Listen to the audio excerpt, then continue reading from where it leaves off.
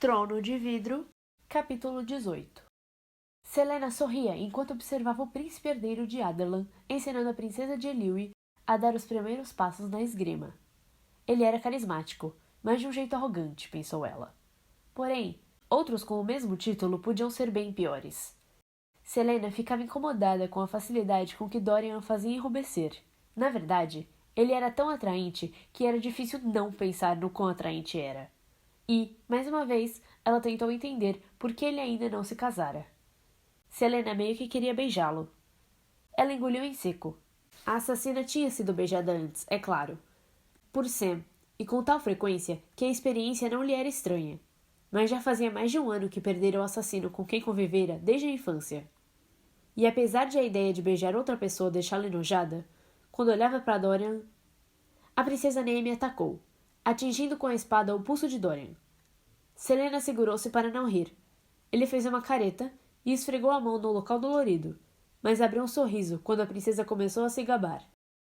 Maldito seja por ser tão bonito! Selena apoiou-se na parede para assistir à aula quando alguém segurou seu braço com tanta força que doeu. O que é isso? Arrastada da parede, ela se viu diante de Cale. O que é o quê? O que Dorian está fazendo com ela? Selena deu de ombros. Lutando. E por que estão lutando? Talvez porque ele tenha se oferecido para lhe ensinar a lutar? Cale chegou perto do par, praticamente empurrando Selena. Os dois pararam e Dorian seguiu Cale para um canto. Trocaram poucas e ríspidas palavras. Então Cale dirigiu-se a Selena. Os guardas vão acompanhar você até os seus aposentos. O quê? A assassina se lembrou da conversa que tinham tido na varanda e franziu a testa. Trocar histórias não fizeram diferença alguma. A prova é amanhã e eu preciso treinar. Já treinou bastante por hoje. E está quase na hora do jantar. A aula com Brulo terminou há 2 horas. Descanse um pouco ou vai ficar imprestável amanhã. E não sei como será a prova. Então nem adianta perguntar. Que absurdo! Gritou Selena. Mas um beliscão de Cale fez com que abaixasse a voz. A princesa Anémia olhou preocupada para Selena. Mas a assassina fez um gesto para que continuasse a aula com o príncipe herdeiro. Não vou fazer nada, seu idiota insuportável. Você é realmente tão cega que não consegue ver porque não podemos tolerar isso? Não podemos tolerar. Vocês só estão com medo de mim. Não se superestime. Você por acaso acha que eu quero voltar para Endovier? Ciciou ela. Acha mesmo que não sei que, se fugir, serei caçada para o resto da vida? Pensa que não sei a razão por que vomito quando corremos de manhã? Meu corpo está em ruínas. Preciso dessas horas de treinamento, e você não deveria me punir por isso. Não vou fingir que sei como funciona a mente de uma criminosa. Selena ergueu as mãos. Sabe, até me senti culpada, apenas um pouquinho, mas agora lembro-me por que não deveria. Odeio ficar sentada, trancada no quarto, entediada até morrer. Odeio todos esses guardas e toda essa palhaçada. Odeio você dizendo para eu me segurar quando Brulo enche Caim de elogios e eu tenho de permanecer ali, entediante e invisível no meio. Odeio que me digam o que não fazer. E eu odeio você mais que tudo. Cale dava batidinhas no chão com o pé. Terminou? Não havia nenhum traço de gentileza no semblante de Cale. E Selena partiu estalando a língua, com os punhos doendo de vontade de quebrar os dentes do capitão até a garganta. Trono de Vidro, capítulo 19. Sentada em uma cadeira próxima à lareira do salão principal, Calten observava o Duque Perrington conversar com a rainha Georgina em seu palanque. Era uma pena que Dorian tivesse saído tão rapidamente 1 hora antes. Calten não tivera a chance de conversar com ele. Isso era especialmente irritante, considerando que passara grande parte da manhã se vestindo para o cortejo. Os cabelos pretos, como penas de corvos, estavam perfeitamente presos ao redor da cabeça, e a pele dela reluzia dourada devido ao sutil pó brilhante que colocara sobre o rosto. Embora os laços do vestido rosa e amarelo lhe esmagassem a costela, e as pérolas e os diamantes ao redor do pescoço a estrangulassem, Selena mantinha o queixo alto, empertigada.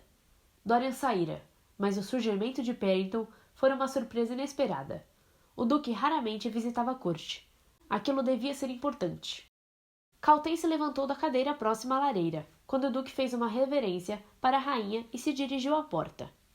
Quando ela se colocou no caminho de Perrington, ele parou ao vê-la, os olhos reluzindo uma luxúria que a fazia querer se encolher.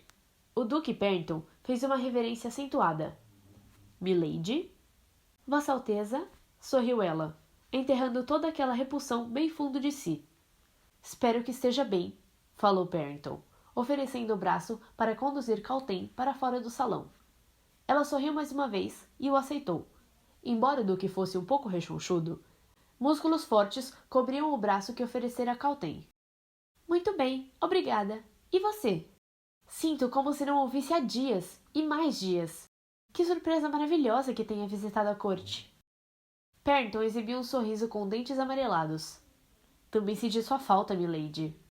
Caltem tentou não se encolher quando os dedos peludos e gordos do Duque roçaram sua pele impecável e, em vez disso, inclinou a cabeça na direção dele. Espero que Sua Majestade esteja em boa saúde. Sua conversa foi agradável? Ah, era tão perigoso investigar, principalmente porque Caltem estava na corte sob a hospitalidade do Duque.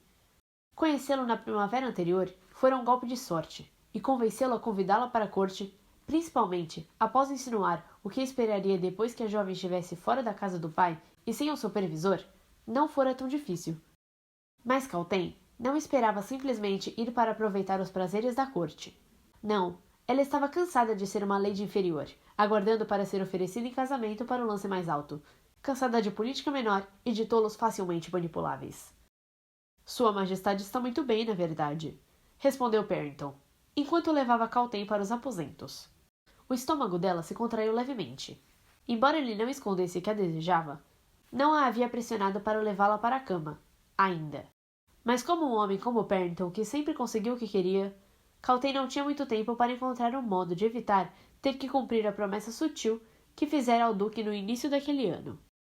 Mas, continuou o Duque, com o filho em idade de se casar, ela anda ocupada. Caltem mantinha o rosto inexpressivo, calma, serena. Podemos esperar alguma notícia de noivado em um futuro próximo? Outra pergunta perigosa. Certamente espero que sim, murmurou o Duque. O rosto tornou-se obscuro sob os cabelos desgrenhados. A cicatriz protuberante ao longo da bochecha de Perrington se destacou de forma pungente. Sua Majestade já tem uma lista de garotas consideradas apropriadas. O Duque parou, lembrando-se de com quem falava, e Caltem piscou os olhos para ele. Ah, sinto muitíssimo, disse a jovem, como um ronronado. Não quis me intrometer nos assuntos da casa real. Caltem deu tapinhas no ombro de Perrington, o coração acelerado como se galopasse. Dorian recebeu uma lista de noivas apropriadas? Quem estava nela? E como ela poderia... Não. Pensaria naquilo mais tarde. Por enquanto, precisava descobrir quem estava entre ela e a coroa. Não há o que se preocupar, disse o Duque, os olhos brilhando. Venha, diga-me o que tem feito nesses últimos dias. Nada demais, embora tenha conhecido uma jovem muito interessante, falou Caltem, de modo casual, levando Perrington por uma escadaria ladeada por janelas na seção de vidro do castelo. Uma amiga de Dorian, Lady Lilian, foi como ele a chamou. O Duque ficou definitivamente retesado. Você a conheceu? Ah, sim, ela é bastante gentil. A mentira rolou pela língua da jovem. Quando eu falei com ela hoje, mencionou o quanto o príncipe herdeiro gosta dela. Espero que, para o próprio bem, esteja na lista da rainha. Embora quisesse alguma informação a respeito de Lilian, não esperaria isto. Lady Lilian? É claro que não está. Pobrezinha. Suspeito que ficará de coração partido. Sei que não é minha posição indagar, continuou Caltem, e o Duque ficava cada vez mais vermelho e furioso. Mas soube faz uma hora que o próprio Dorian que o quê? Um calafrio percorreu o corpo de Lady Caltem diante da raiva de Perrington. Não raiva dela, mas de Lilian, da arma que Caltem, por acaso, tivera a boa sorte de encontrar. Que ele é muito apegado a Lady Lilian. Possivelmente está apaixonado por ela.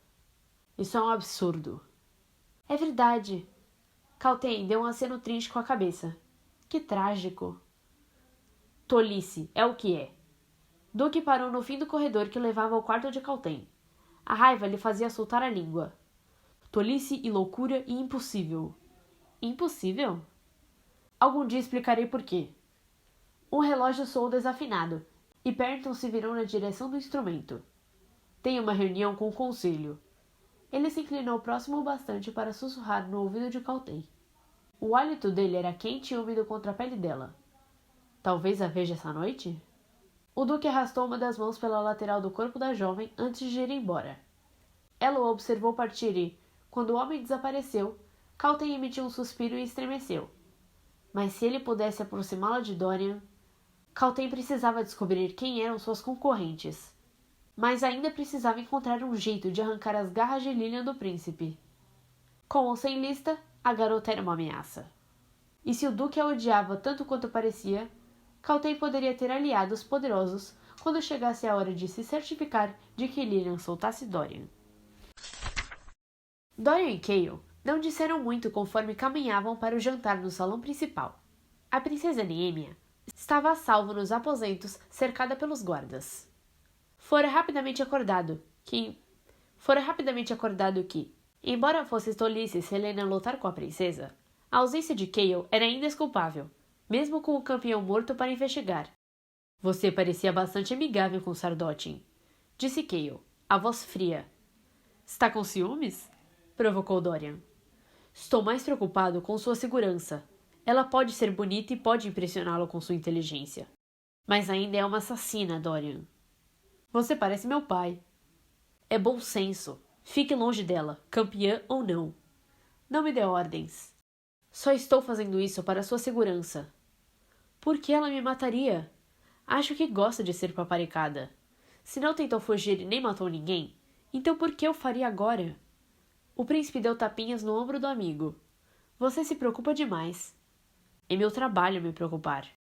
Então terá cabelos brancos antes dos 25 anos, e Sardotin certamente não se apaixonará por você. Que besteira está dizendo? Bem, se ela tentar escapar, o que não fará, então partirá seu coração. Você será obrigado a jogá-la na masmorra, a caçá-la ou a matá-la. Dorian, não gosto dela. Ao perceber a irritação crescente do amigo, Dorian mudou de assunto. E quanto ao campeão morto, o devorador de olhos? Alguma ideia de quem tenha cometido o crime ou por quê? Os olhos de Cale ficaram sombrios. Estudei diversas vezes nos últimos dias. O corpo estava totalmente destruído.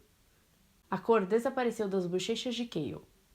As entranhas puxadas para fora e desaparecidas. Até mesmo o cérebro estava desaparecido. Enviei uma mensagem a seu pai a respeito, mas continuarei investigando enquanto isso. Aposto que foi apenas uma briga de bêbados, disse Dorian.